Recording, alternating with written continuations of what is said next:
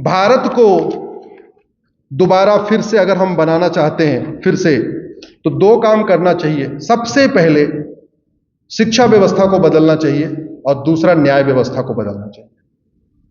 मेरी पीआईएल चल रही है कि भारत में जो 65 एजुकेशन बोर्ड चल रहे हैं, इनको मर्ज करके भारत में one nation one education board लागू किया जाए।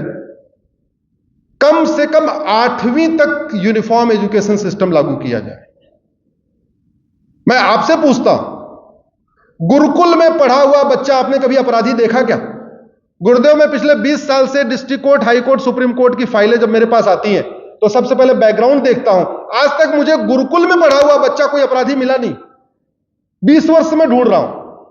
गुरुकुल में पढ़ा हुआ बच्चा बलात्कार नहीं करता, गुरुकुल का बच्चा अपहरण नहीं करता, गुरुकुल का बच्चा मर्डर नहीं करता, गुरुकुल का बच्चा किडनैपिंग नहीं करता, गुरुकुल का बच्चा जासूसी नहीं करता, गुरुकुल का बच्चा गद्दारी नहीं करता, गुरुकुल का बच्चा जिहाद नहीं करता, गुरुकुल का बच्चा पत्थरबाजी नहीं करता, गुरुकुल का बच्चा किसी के जूस में पेशाब नहीं मिलाता, गुरुकुल का बच्चा मिठाई में लैट्रिन नहीं करता, गुरुकुल का बच्चा कुछ रेलवे की पटरी पे पत्थर नहीं रखता, गुरुकुल का बच्चा कभी ट्रेन पलटने की साजिश नहीं करता।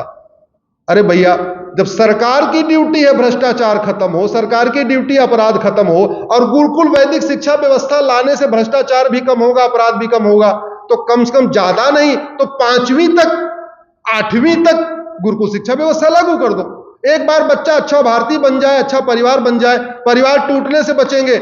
और यही नहीं होगा, अरे माता पिता का सम्मान करेगा, भाई के साथ अच्छी तरीके से रहेगा, परिवार के साथ अच्छा रहेगा, कुटुंब टूटने से बचेगा, वृद्धाश्रम खत्म हो जाएंगे गुरुकुल शिक्षा व्यवस्था आते। पहला काम शिक्षा में संस्कार, वो तब आएगा जब भारत में हमारी वैदिक गुरुकुल शिक्षा व्यवस्था लागू होगी। दूसरा, कानून का खौफ, वो तब आएगा जब सठे साठम समाचरे सिद्धांत के अनुसार हमारी न्यायिक व्यवस्था बदलेगी। भारत में जितने भ्रष्टाचार अपराध हैं, इसके लिए बहुत हद तक न्यायपालिका जिम्मेदार है। आज तक मैं कई बार कह चुका हूं, आप हजार पेज के जजमेंट देने की बजाय आप एक पन्ने का जजमेंट दे दीजिए कि भैया भारत के सभी मुकदमों का फैसला 1 साल में होगा। जस्टिस विद इन ईयर लागू कर दीजिए, आधी समस्या अपने आप खत्म हो जाएगी। इन दोनों पे ही मैं काम कर रहा हूं।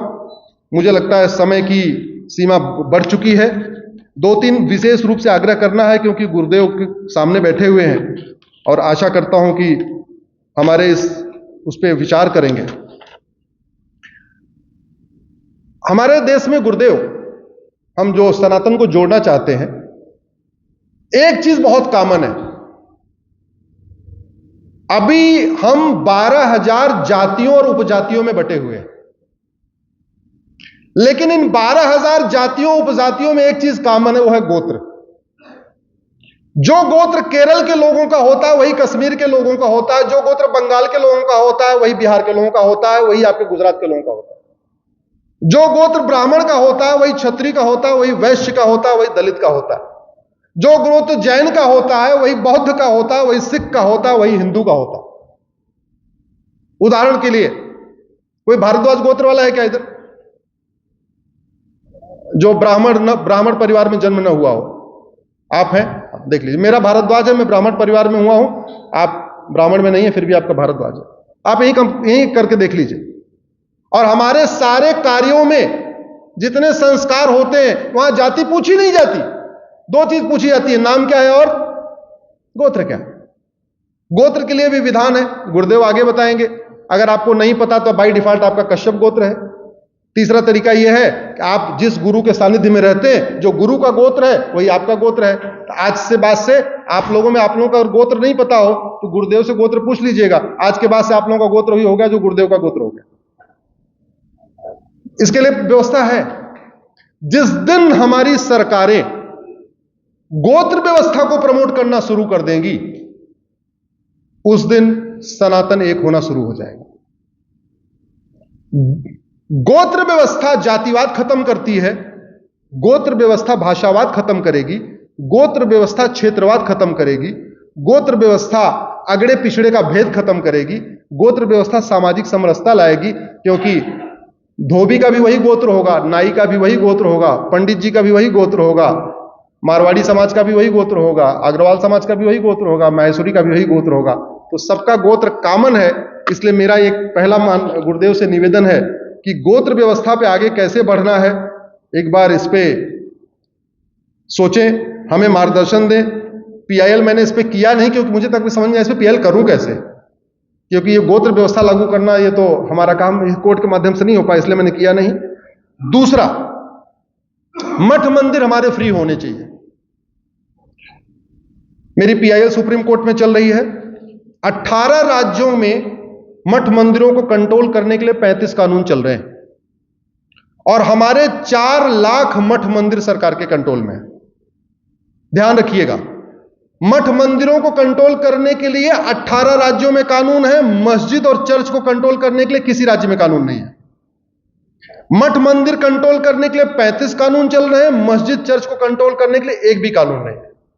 4 लाख मठ मंदिरों पे सरकार का कंट्रोल है, एक भी मजार, एक भी मस्जिद, एक भी चर्च पे सरकार का कंट्रोल नहीं है और 1 लाख करोड़ की प्रॉपर्टी पे सरकार का कब्जा है। ये मेरी सुप्रीम कोर्ट में पीआईएल चल रही है। 1 लाख करोड़ की प्रॉपर्टी पे गुरुदेव सरकार का कब्जा है। अगर ये 4 लाख मठ मंदिर फ्री हो जाए तो मैं कहता हूं 4 लाख तो नहीं, कम से कम 1 लाख नई गौशाला बन सकती है। ये 4 लाख मठ मंदिर फ्री हो जाए तो कम से कम हम 1 लाख नई वेदशाला बना सकते हैं, कम से कम 1 लाख नई हम योगशाला बना सकते हैं, कम से कम 1 लाख नए हम क्रीड़ा स्थल बना सकते हैं, कम से कम 1 लाख नए हम संस्कारशाला बना सकते हैं, कम से कम 1 लाख नए हम आयुर्वेदशाला बना सकते हैं, कम से कम 1 लाख नए हम दुर्गा शक्ति केंद्र बना सकते हैं, 1 लाख नए हम लक्ष्मी धन संचय केंद्र बना सकते हैं, 1 लाख नए हम सरस्वती विद्या मंदिर बना सकते हैं। इसलिए मठ मंदिरों को फ्री कराना बहुत जरूरी है। ये मठ मंदिर के आंकड़े बड़े चौंकाने हुए और बड़े प्लान्ड वे में हो रहा है, वो आपको बता रहा हूं। जब जनगणना होती है गुरुदेव, तो लोगों की जनसंख्या गिनने के साथ साथ उस गांव के, उस मोहल्ले के मठ मंदिरों की संख्या गिनी जाती है। अगली जब जनगणना होगी तो आप हैरान हो जाएंगे, क्योंकि उस समय मस्जिद की संख्या आपके मठ मंदिरों की संख्या से, आपके मंदिरों की संख्या से आगे बढ़ निकल चुकी हो। बड़े प्लान्ड वे में किया जा रहा है। और दूसरा एक जो सबसे बड़ा आगे खतरा शुरू होने वाला है, घुसपैठिए हिंदू नाम से सारे डॉक्यूमेंट बना रहे हैं। हिंदू नाम से, और 2-2 हजार रुपए में बन जाता है। भ्रष्टाचार इतना तगड़ा है हमारे यहां। 2000 में आधार, 2000 में राशन कार्ड, 2000 में ड्राइविंग, 3000 में ड्राइविंग लाइसेंस, 2000 में बर्थ सर्टिफिकेट, 2000 रुपए में आपका डोमिसाइल सर्टिफिकेट। 10 से 15 हजार रुपए खर्च करते हैं, 5-7 डॉक्यूमेंट बनवा लेते हैं, फिर जनधन खाता खुलवा लेते हैं, मुफ्त में अनाज लेते हैं, मुफ्त में राशन लेते हैं, सारी सरकारी योजनाओं का फायदा लेते हैं। यानी आप लोग जो जीएसटी देते हैं, इनकम टैक्स देते हैं, उसका काफी कुछ लाभ घुसपैठिए भी उठा रहे हैं। जो बड़ा खतरा आने वाला है वो ये कि बहुत जल्दी पूरे देश में बड़े बड़े शहरों में मास कन्वर्जन शुरू होगा। पूरी दुनिया को यह दिखाया जाएगा कि भारत में लोग हिंदू धर्म छोड़ छोड़ के कन्वर्ट हो रहे हैं, इस्लाम कबूल कर रहे हैं, और एक्चुअल में मुस्लिम वो हिंदू नहीं है।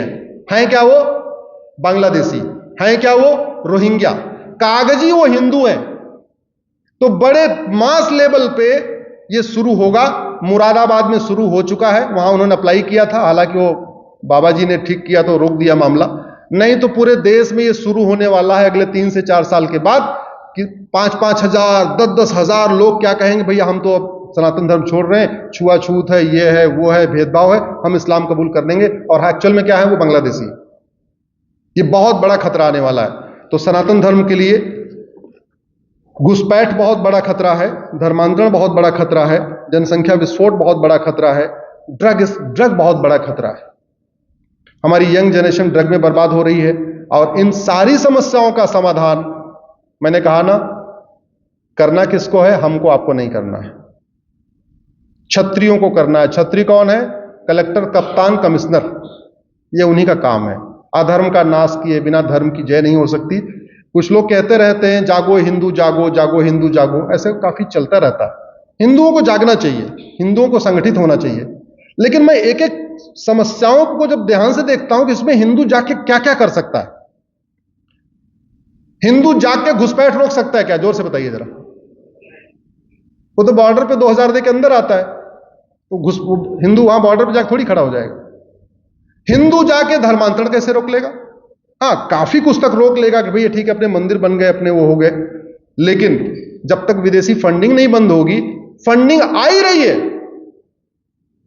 एक परिवार के लिए गुरुदेव 1 लाख रुपए आता है, उनका काम यही है। अब सोचिए, आदमी ड्राइवर की नौकरी करेगा तो 20,000 रुपए महीने कमाएगा, ठेला फल लगाएगा तो भी 20-30,000 रुपए कमाएगा। जहां यह एक फैमिली के लिए 1 लाख आ रहा है, अगर उसने महीने में 5 फैमिली कन्वर्ट कर दिया तो 5 लाख मिल गए। मान लो कन्वर्ट करने में 2-3 लाख रुपए खर्च भी करना पड़ा तो भी 2 लाख बच गया।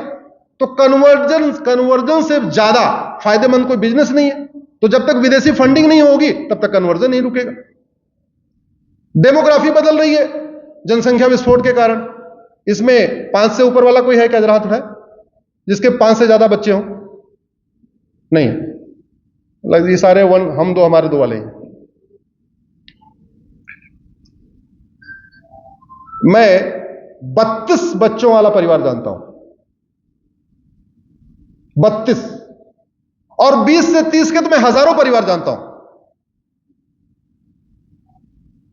10 से 20 के तो पूछे नहीं, जहां 10 से 20। अब डेमोग्राफी बदल रही है जनसंख्या विस्फोट के कारण। हम कह रहे हैं जागो हिंदू, जागो जागो हिंदू जागो। हिंदू 2 से ज्यादा कर ही नहीं सकता।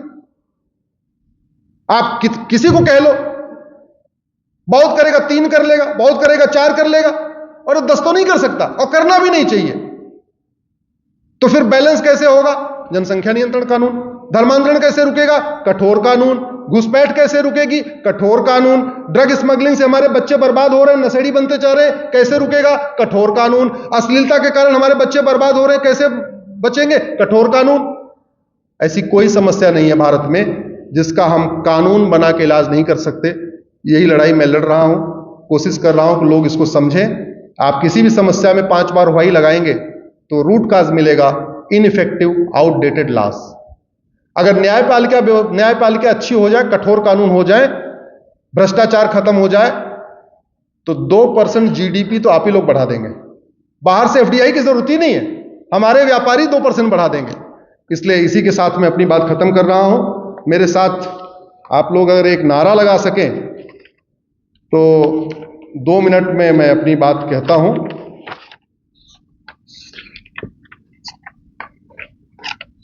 एक बार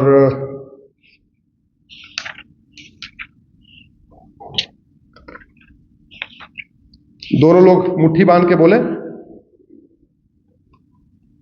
हम आगे आगे बोलेंगे, आप पीछे से बोलेंगे हमें चाहिए आजादी। जोर से बोलिए, दोनों हाथ उठा के। गुलामी के नाम से, जोर से बोलो।